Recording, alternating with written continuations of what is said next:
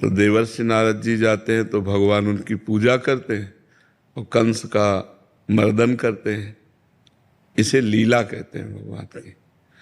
गीता में भगवान ने मन को कहा इंद्रियाणाम मनश्चास्मि, इंद्रियों में मैं मन हूँ। और यही मन जब गलत मार्ग में चला जाता है तो बोले बड़ा दुष्ट है ये, इसका मन बड़ा दुष्ट है, देखो कैसे कैसे आचरण कराता है। तो सही पूछो तो जो सत्ता है वो अच्छे में भी है और बुरे में भी है। लेकिन जब अच्छाई की तरफ हम बढ़ते हैं तो हमें सुख और शांति मिलती है, और जब बुराई की तरफ बढ़ते हैं तो दुख और अशांति मिलती है।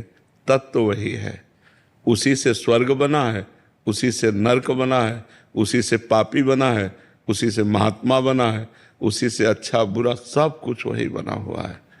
जब ये ज्ञान हो जाता है तो जीवन मुक्त हो जाता है मनुष्य। पर ये ज्ञान करने के लिए ही ये चर्चा की जाती है कि वही मन भगवान है और वही मन पापी है। जब पाप के आचरण में चला गया तो पापी हो गया, और भगवान के मार्ग में चला गया तो भगवान हो गया। ऐसा है, समझ पा रहे हैं आप? रेखा जी जोधपुर से। श्री हरिवंश महाराज जी, महाराज जी भजन और चिंतन में क्या अंतर है? वैसे भजन का तात्पर्य सेवा होता है, भजन का तात्पर्य माला चलाना नहीं होता, उसे जप कहते हैं। जो माला चलाना है या काउंटर से उसे जप कहते हैं, जो बैठ कर के ऐसे उसे चिंतन कहते हैं। जैसे नाम का चिंतन, राधा राधा राधा, रूप का चिंतन, धाम का चिंतन, लीला का चिंतन, भगवान के गुणों का चिंतन, वो चिंतन अंदर की वस्तु है। और जो भजन है वो सेवा है। वो दो प्रकार की होती, प्रगट सेवा और मानसिक सेवा। प्रगट सेवा में ठाकुर जी विराजमान करके उनकी सेवा परिचर्या, और मानसिक सेवा में मन में ठाकुर जी विराजमान करके मानसिक वस्तुओं से सेवा। तो भज धातु सेवायाम, भजन का मतलब सेवा होता है। माला चलाने का जप कहते हैं, जो ऐसे है उसे सुमिरन और चिंतन कहते हैं। तो इसीलिए हनुमान जी महाराज दो बातें कही, कह हनुमंत विपत्ति प्रभु सोई, जब तो सुमिरन भजन न होई। सुमिरन और भजन दो कहा ना, तो सुमिरन अलग हुआ और भजन अलग हुआ। भज धातु सेवायाम, भजन का मतलब सेवा, सेवा और सुमिरन ही जीवन की सार्थकता है। ठाकुर सेवा करें, समाज सेवा करें, परिवार सेवा करें, देश सेवा करें, जो हमसे बन जाए भगवत सेवा करें और भगवान का चिंतन करें, सुमिरन करें, नाम गुण रूप लीला धाम। रूपम जी दिल्ली से। राधे राधे महाराज जी। महाराज जी, ये सत्य है कि गुरु साक्षात परब्रह्म स्वरूप है, फिर भी हम गुरु की पूर्ण रूप से वैसी कदर नहीं करते और समर्पित नहीं होते। ऐसा क्या करें कि गुरु के वचनों ही हमारा जीवन हो जाए? और जब हमारा हृदय निर्मल हो जाएगा तब गुरु को परब्रह्म मान सकते हैं। नहीं तो हमारी दृष्टि मानुषिक बुद्धि में रहती है। मनुष्य है, साधक है, संत है, ब्रह्म है, ऐसा अगर अनुभव हो जाए तो फिर मोक्ष ना हो जाए। भाई अब किस भगवान के दर्शन करने, मैंने तो भगवान के दर्शन पा लिए। गुरुर् ब्रह्मा गुरुर्विष्णु गुरुर्देव महेश्वरा गुरु साक्षात, तो मैंने परब्रह्म के दर्शन पा लिए। अब किसके लिए साधना? अब तो नाम जप करके आनंदित है, मेरे परब्रह्म मुझे मिल गए। लेकिन ऐसा भाव नहीं रहता। गुरु को एक गाइड मान करके उनके द्वारा दिए हुए साधन से फिर परब्रह्म की प्राप्ति रहता है ना। पहले सबके दिमाग में ही रहता है, गुरु एक रास्ता बताने वाला है, और जो रास्ता चल करके प्राप्त किया जाता है वो परब्रह्म होता है। लेकिन ये पता नहीं कि जो चल कर प्राप्त होता है वही गुरु रूप में रास्ता बता सकता है, दूसरा कोई नहीं बता सकता। वही परब्रह्म ही गुरु रूप में आया है। बन्नो गुरुपद कंज कृपा सिंधु नर रूप हरि, महामोह तम पुंज जासु बचन रवि कर निकर। जिनके वचन सूर्य की तरह प्रकाश फैला कर हम माया का नाश करके ब्रह्म का साक्षात्कार कराते हैं, वो गुरुदेव भगवान हैं। साक्षात हरि ही गुरुदेव रूप में आके। पर ये भावना बहुत ऊंची है। गुरु को अगर हम संत ही मान लें अच्छा तो बड़ी बात है, नहीं हमारी दृष्टि मनुष्य दृष्टि रहती है, नहीं रहती। ईमानदारी से पूछो तो मनुष्य दृष्टि रहती है। जैसे सब मनुष्यों में तो थोड़ा श्रेष्ठ पर मनुष्य बुद्धि रहती है। गुरु में मनुष्य बुद्धि हट जाए और भगवत बुद्धि हो जाए तब जाने कि अब हमारी साधना ठीक हो रही है। तो इसके लिए खूब नाम जप करे, शास्त्रों का स्वाध्याय करे, पवित्र आचरण करे। तो जब हृदय पवित्र होगा तो गुरु साक्षात परब्रह्म ये अनुभव आएगा, नहीं तो ऐसे मनुष्य ही दिखाई देंगे। परब्रह्म का अनुभव होना मुश्किल है जी। तनिष्क जी, मध्य राधे गुरु जी। श्री हरिवंश महाराज जी। गुरु जी, मेरा प्रश्न है कि क्या संसार में जहां भी हमें सुख या दुख दिखाई देता है, क्या ये केवल हमारे मन की उपस्थित संस्कारों के कारण ही दिखाई दे रहा है? क्या वास्तव में संसार में या कोई अस्तित्व नहीं है, संसार का अस्तित्व ही नहीं है? हाँ, नहीं, संसार का अस्तित्व ही नहीं है। जैसे स्वप्न का कोई अस्तित्व होता है क्या? पर ये कब पता चला? जगने पर। सोने वाले पुरुष को थोड़ी समझ में आएगा कि मैं स्वप्न देख रहा हूं। उसको तो यथावत सत्य लगेगा। जो जगा हुआ पुरुष है उसे लगेगा स्वप्न झूठा है। तो देखो भगवान शंकर कह रहे हैं, उमा कहूं मैं अनुभव अपना, सत हरि भजन जगत सब सपना कहा के लेगा। तो अभी हम स्वप्न देख रहे हैं। जब जगे हुए पुरुष होंगे तो सर्वम खलमिदम ब्रह्म, सब जगह परमात्मा का दर्शन होगा। अभी हमें स्त्री पुरुष जड़ चैतन्य पापी पुण्यात्मा का दर्शन होता है, तो अभी हम स्वप्न देख रहे हैं। हमें ज्ञान में जगना होगा। अभी हम सो रहे हैं, अपने को स्त्री पुरुष मान रहे हैं, जबकि हम परमात्मा स्वरूप हैं, परमात्मा के अंश स्वरूप हैं। तो हमें भजन करना चाहिए, अच्छे आचरण करने चाहिए, नशा गंदा आहार इसका त्याग करना चाहिए, तो हम जग जाएंगे। अभी हम अज्ञान की नींद में सो रहे हैं और ये संसार रूपी स्वप्न देख रहे हैं। थोड़ा जगे तब हमें समझ में आएगा। और गुरु जी, जब इंद्रिया किसी भोग को देखती है तो स्टार्टिंग में तो मतलब इच्छा करता है, और जैसे भजन के माध्यम से ऐसा ज्ञान हुआ तो सेहा जब मतलब वो मतलब एक तरीके से अंदर मतलब मसल नहीं देता, अंदर इतनी मतलब व्यथा वैदा करता है, और फिर मतलब इच्छा ही खत्म हो जाती है। फिर ऐसा फिर उसके बाद हाई क्वालिटी का उससे अच्छा कोई आएगा वो, तो फिर उसमें फिर यही प्रक्रिया दोहराए फिर ऐसे जब भजन बढ़ाते चले जाओगे तो सब भोगों से वैराग्य हो जाएगा। खूब भजन बढ़ाओ, भजन से ही होगा। ये न प्रवचन सुनने से होगा न प्रवचन करने से होगा। डट के भजन करे सो ही वैराग्य होगा। खूब भजन करे तो भोगों से रति हट जाएगी। जी, मानसिक में भी वही स्थिति रहती है कि उपांशु तक तो ठीक चलता है, मानसिक में भी एक दो टाइम के बाद इसीलिए जब तक मन पवित्र न हो तब तक उपांशु में ही जप करना चाहिए। जी नाम जी है जपि जागे जोगी, नाम जी माने जिह्वा से, तो उपांशु जिह्वा में उपांशु ठीक चल। पर उसमें आपने जो नाम का बताया ना कि वो नाम देखो आप, उससे बहुत सारा प्रॉब्लम ऐसे ही सॉल्व हो गया। वो अभी तक बहुत प्रॉब्लम हो रहा था, पर जैसे ही आपका सुना वो वाला, उससे महाराज जी बहुत मतलब। और जब ये मानसिक में पहुंच जाएगा तो सिद्ध पुरुष हो गए। फिर क्या, जब मन में निरंतर भगवान का सुमिरन चल रहा तो आनंद की फिर लहर जो आएगी उसी में डूब जाएगा साधक। हाँ, बस चुपचाप चलते रहो। बस चलने में फिसलना बहुत है इसमें, इस मार्ग में चलने में फिसलना बहुत है। जैसे आप अच्छे से चल रहे हो तो विश्वास ना करो कि अच्छे से चल रहे हो। काई का मार्ग है, जब तक मंजिल पार ना हो जाए। जैसे नहीं कहते कि अब 10 हाथ रह गए तो 10 हाथ में भी मुंह भरा गिर सकते हो। बहुत चढ़ाई चढ़ाए 10 हाथ रह गए, फिसल के फिर गिर सकते हो। बस कदम मजबूत जमाता चला जाए। पर स्त्री संबंध त्याग, पर धन का किसी तरह से भी अपहरण नहीं, कोई भी पराये हक का भोजन नहीं, नाम जप, दूसरों का हित, गंदा व्यवहार नहीं। तो कदम मजबूत बढ़ाते चले जाओ तो भगवान के नजदीक। नहीं भैया, ऐसी फिसलन है कि पता ही नहीं चलता, फिसल जाता है। ये ऐसी फिसलन है कि इसमें फिसलते समय पता नहीं चलता, बड़ा अच्छा लगता है। फिसलते समय अच्छा लगता है, और जब फिसल चुका तो यार गिर गए, यार कैसे हो गया, अब कैसे हो गया, अब तो फिसल चुके इसलिए नाम जप और सावधान। मोहन राज अवस्थी जी नेपाल से।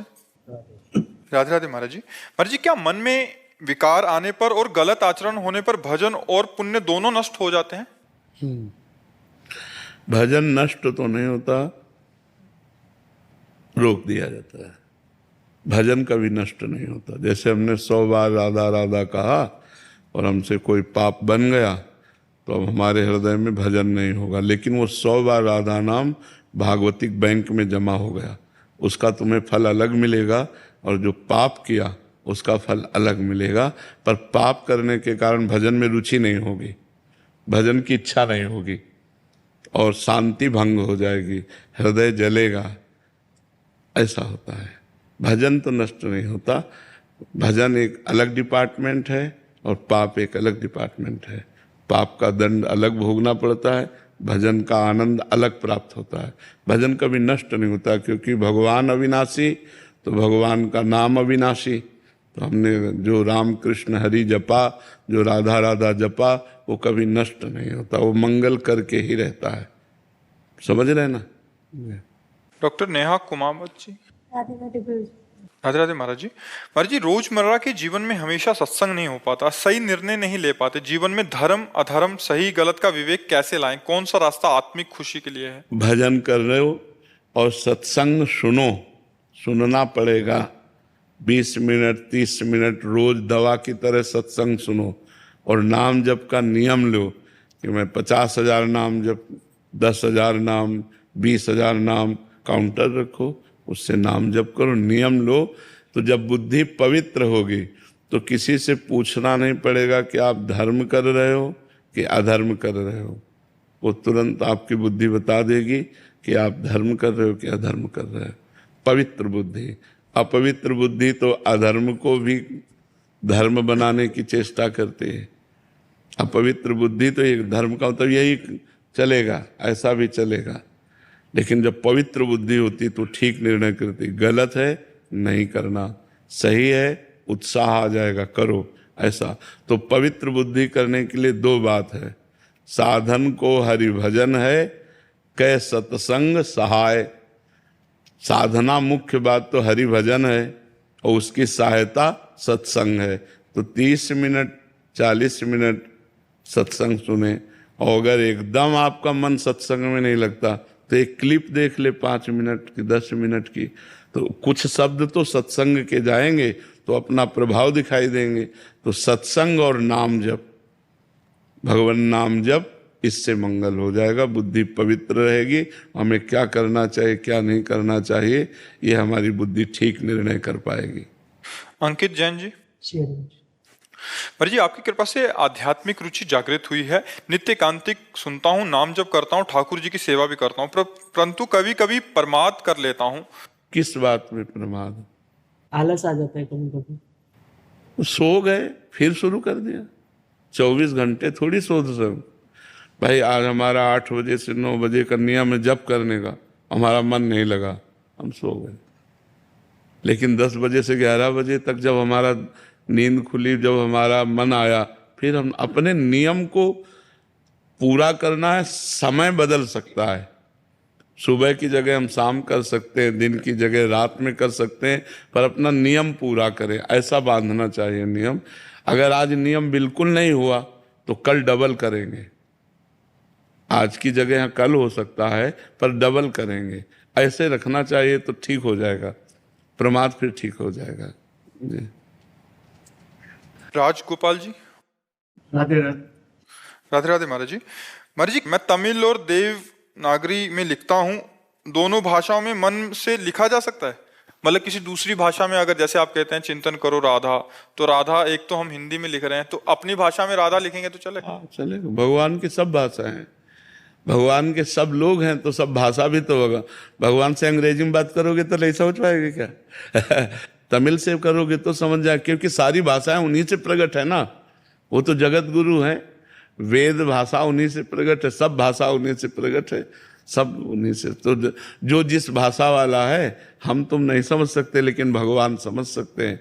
भगवान तो उसकी भी समझते हैं जो कोई भाषा नहीं बोल सकता। जो कोई भाषा नहीं बोल सकता, भगवान उसकी भी भाषा समझते हैं। सर्वज्ञ है भगवान का एक नाम, सर्वज्ञ है। सर्वज्ञ माने सब ज्ञान, उन्हीं से सब ज्ञान प्रकट होता है। तो लिखिए, आप तमिल भाषा में लिखिए, भगवान उसको देख रहे हैं। ऋचा पांडे जी, गाजियाबाद से। राधे राधे महाराज जी। महाराज जी, अच्छी नियत और भावनाओं से बनाए गए रिश्तों में मुझे असफलता क्यों प्राप्त होती है? आज के जमाने में रिश्ते को निभाने का मूल मंत्र क्या है महाराज जी? वैसे हर रिश्ते को निभाने का मूल मंत्र प्रेम है। वो बाजार में मिलता नहीं है और वो संसार में मिलता नहीं। शुद्ध प्रेम संसार में। प्रेम की बात तो कोई बिरला ही प्यार कर सकता है। प्यार का मतलब होता है कि हम आपको सुखी रखें। आपसे सुख चाहना स्वार्थ है और आपको सुखी रखना प्रेम है। लेकिन ऐसा कितने लोग चाहते हैं? हम किसी से प्यार करते हैं तो अपने सुख के लिए करते हैं, उसके सुख के लिए नहीं करते। उसके सुख के लिए जो प्यार करे उसे प्रेम कहते हैं। प्रेम से ही संबंध पुष्ट होते हैं।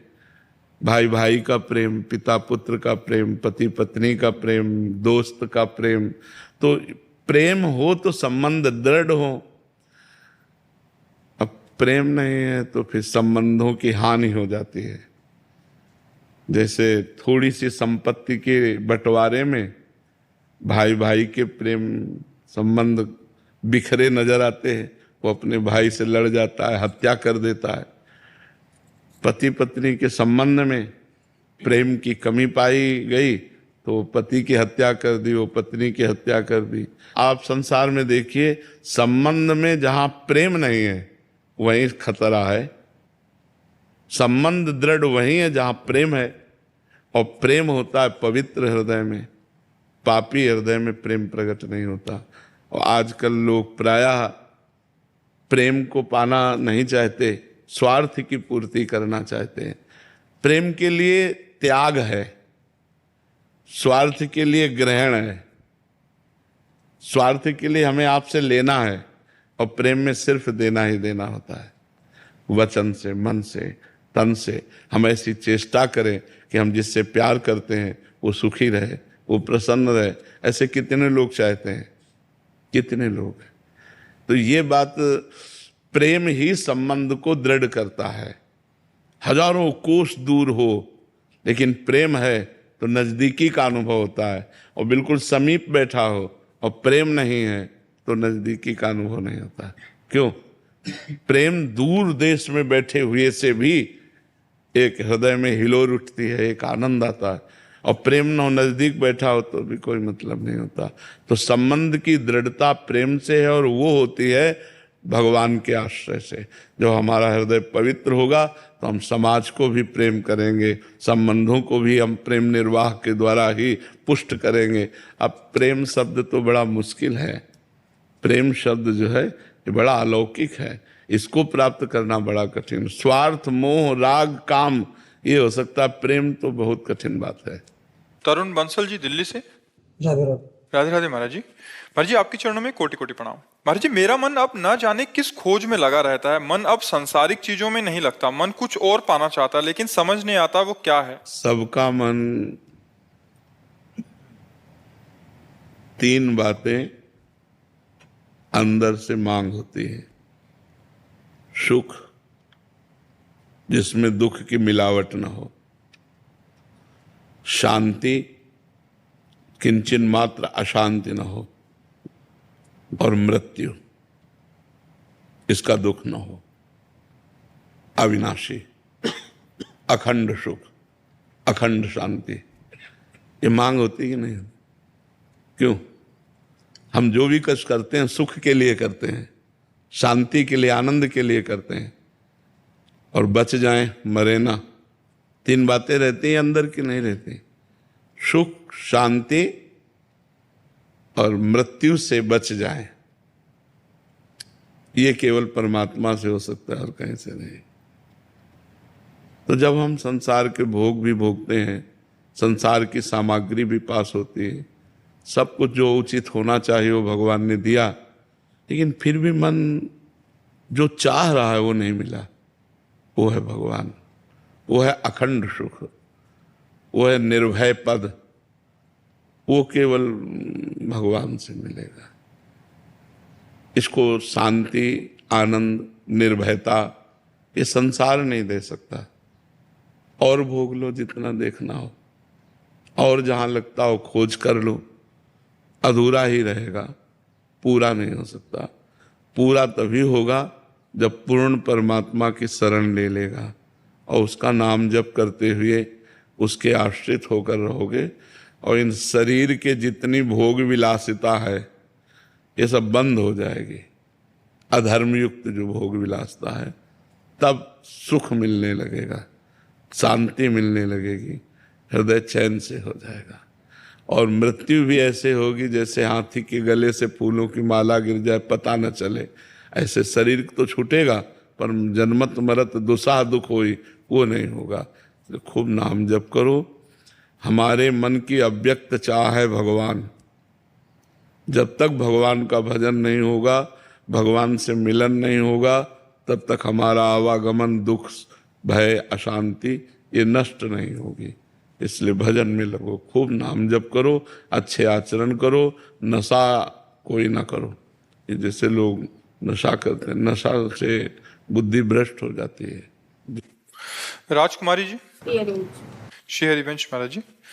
महाराज जी, आपने कह रहे हैं कि एक मंदिर बनाने का एक संकल्प लिया था और नौकरी मिल जाए मेरे को, इस भाव से नौकरी भी लग गई, शादी भी हो गई, बट अभी जब भी भजन में बैठती हूँ तो बार बार मतलब ध्यान आता है कि मुझसे पाप हो गया है महाराज जी, अब मैं बना नहीं पा रही, या जैसा भी है। इनका भाव ऐसा है महाराज? नहीं, वैसे संकल्प करे तो बनाना चाहिए। बड़ा मंदिर नहीं तो छोटा बना दो।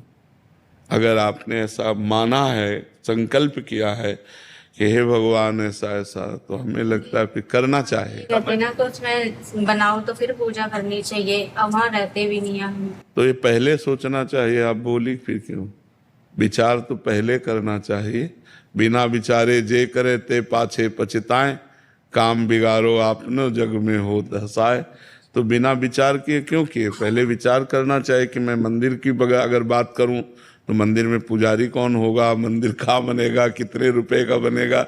अगर ऐसे थोड़ी कहे ठाकुर जी मैं आपके नाम का मंदिर बनवा दूंगी, अब मेरी नौकरी लग जाए, अब नौकरी लग गई तो ऐसे छोटा मंदिर बना देते हैं भगवान की, अपने घर में पूजा करते हैं। भाई मंदिर तो मंदिर है। अच्छा चलो बड़ा मंदिर ना सही तो लकड़ी का मंदिर बनवा के घर में ठाकुर जी विराजमान, मतलब करना चाहिए। एक समस्या जब आई तो हम भगवान से कुछ कह रहे हैं, समस्या का निदान हो गया तो हमारी हालत कुछ हो गई। ऐसा नहीं होना चाहिए। हमें चाहिए कि जो हम सोचें अच्छे कार्य के लिए, उसे पीछे ना ढकेले, उसको कर ले। हाँ, हमें तो लगता है जितना आप सोचा था मन में वैसे ही होना चाहिए, पर अगर आप आज सामर्थ्य आपकी नहीं रह गई है तो लकड़ी का मंदिर बनवा लो और घर में ठाकुर जी विराजमान कर लो, तो बात तो हो गई। तो वहाँ पूजा करने के, मंदिर बनवाने के से मना नहीं करते, बनवा देंगे। जब मंदिर बनवाने का पैसा है तो पूजा करवाने में, पुजारी रखने में क्या परेशानी है? फिर आप सोचना चाहिए ना, घर बनवाएंगे तो रहने वाला भी तो होना चाहिए। रहने वाला होना है तो जो खाने की भी व्यवस्था, तो यही तो कहते हैं विचार करना चाहिए ना हमें। तो जब तक आप जीवित है तब तक आप सेवा करें, और जब आप पधार जाएंगे तो ठाकुर जी जाने किसी और को लेंगे, आपको व्यवस्था कर देनी चाहिए। अब देख लो, हम तो आपको इतना भी कह रहे हैं कि लकड़ी का भी मंदिर बनवाया जा सकता है, मतलब सोने का भी मंदिर होता है, अष्टधातु का भी होता है, अब हमारी पत्थर का भी होता है। अब नहीं है तो हम लकड़ी का बनवा दे रहे हैं, अपने घर में रख लिया, भगवान विराजमान कर लिए, पूजन किए, और जब हमारा शरीर छूट गया तो जो होना होगा सो परिवार में कोई ना कोई तो होगा ही। वहाँ रहते नहीं है गाँव में। पर हमें सबसे प्रार्थना है कि कोई भी बात भगवान से यदि कहो कि हे नाथ मेरी समस्या का समाधान हो जाए तो मैं ऐसा करूँगा, तो वैसे ही करो। अगर 51 रुपये माने हैं तो फिर 11 में मत आ जाओ यार, 51 तक तो पहुँचो। भगवान से भी धोखेबाज। बोले ये काम हो जाए तो 51 रुपये का भोग लगाएंगे, काम हो गया तो बोले यार 11 का चढ़ा देते हैं। वैसे ठीक है, भगवान के तुम बच्चे हो, वो इतने में भी संतुष्ट हो जाएंगे, पर हमें लगता है अगर हमें अवसर मिला है, हमारे पास है, तो हम जो कहें वो भगवत सेवा करें। श्रुति जुनेजा जी, कोलकाता। राधे राधे महाराज जी, वो कौन सी स्थिति है जब ये संकेत मिले कि अब राधा नाम की माला मेरी सांसों से जपने होने लग गई है? वो तो अपने आप सब समझ में आता है ना, उसमें स्थिति की क्या है।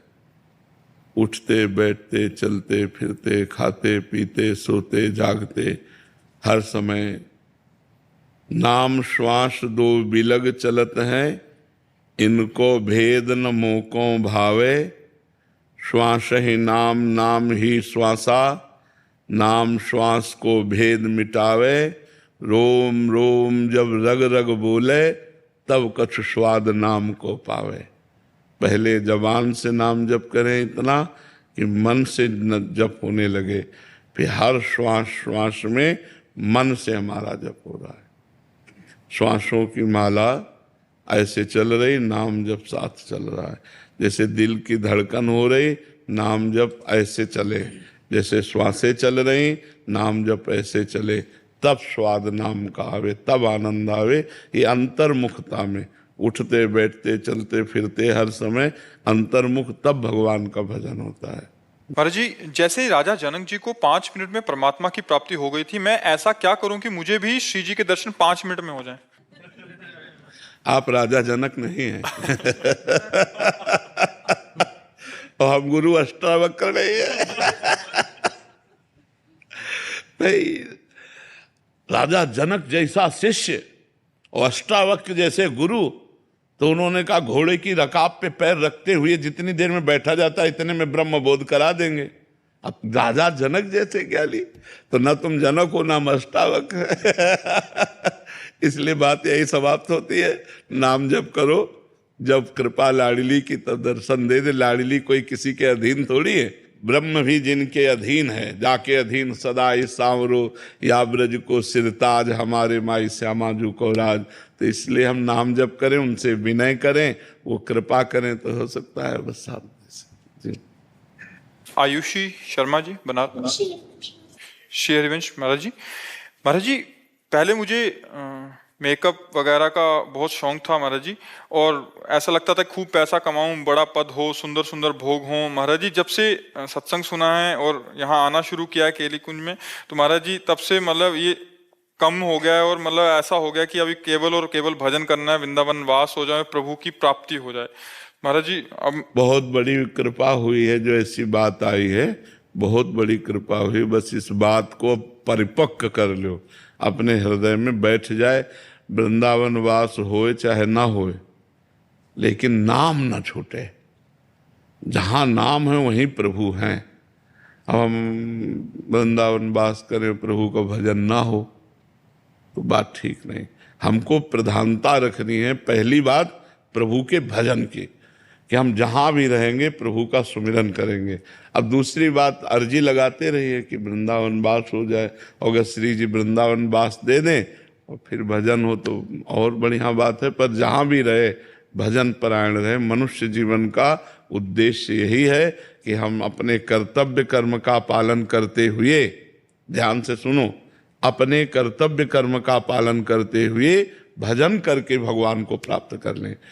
कहीं भागने की जरूरत नहीं है, कहीं कुछ बदलने की जरूरत नहीं है। जो हो, जहाँ हो, जैसे हो, भगवान के हो, आप बस नाम जप शुरू कर दो, भगवान का सुमिरन करो, अच्छे कर्म करो, पवित्र भोजन करो, भगवान की कृपा हो जाएगी। अच्छे कर्म नहीं हुए, अगर हमसे गलत कर्म होते रहे तो बहुत समय फिर लगेगा। मार्जन बार बार नहाओ और धूल में लौट जाओ, तो ये है कि अच्छे कर्म किए और फिर बुरे कर्म किए, फिर भजन किए, फिर बुरे कर्म किए, तो बहुत जन्म लग सकते हैं। अगर हमसे पाप कर्म ना हो और हम भजन करें तो हमारा मंगल। आपसे सही कहते हैं, ये वेश परिवर्तन या देश परिवर्तन, इससे कुछ नहीं होता। जब तक उद्देश्य परिवर्तन नहीं होता तब तक बात नहीं बनती। अगर हमारा उद्देश्य अंदर का बदल जाए, जैसे बच्चा बोला पहले उद्देश्य था शरीर श्रृंगार संसार सुख, अब हमारे अंदर लगता है कि मनुष्य जन्म की सार्थकता भगवत प्राप्ति, तो उद्देश्य बदल गया। अब आप नौकरी करो, व्यापार करो, कुछ भी करो, आपका उद्देश्य भगवत प्राप्ति है तो बढ़िया। अब जैसे उद्देश्य हो गया धन, मान, प्रतिष्ठा, तो अब आप चाहे बाबा जी बन जाओ, चाहे आप गृहस्थ रहो, वही चलेगा, क्योंकि उद्देश्य आपका धन बन गया ना, उद्देश्य आपका संसार बन गया। बस इसलिए हमें ये समझना है कि हमारा उद्देश्य ठीक हो जाए। भेष परिवर्तन, स्थान परिवर्तन खास बात नहीं है, खास बात है उद्देश्य परिवर्तन। और उद्देश्य जो बनावे उसकी सुरक्षा के लिए फिर वैसे ही आचरण करे, वैसे व्यवहार करे। ऐसे में शास्त्र स्वाध्याय करना, नाम जप करना, संयम से रहना, कोई पाप ना हो और खूब भजन करना, तो भगवान की प्राप्ति हो जाएगी। उद्देश्य परिवर्तन महान वस्तु है, स्थान परिवर्तन, भेष परिवर्तन इसका कोई खास विषय नहीं है। पायल जी, राधे राधे महाराज जी। महाराज जी, हमने आपसे नाम जप की महिमा सुनी और 1 महीने पूर्व से रोज 30-40 हजार नाम जप करना शुरू किया। महाराज जी, हम चाहते हैं कि हमारी प्रहलाद जी जैसी संतान हो, जिसे कम आयु में ही भगवत प्राप्ति हो जाए और उनकी वाणी आपकी तरह हो जो सबको भक्ति मार्ग की ओर ले जाए। क्या इतने नाम जप से ऐसी संतान की प्राप्ति हो सकती है? इसमें प्रधानता भगवान की कृपा की है।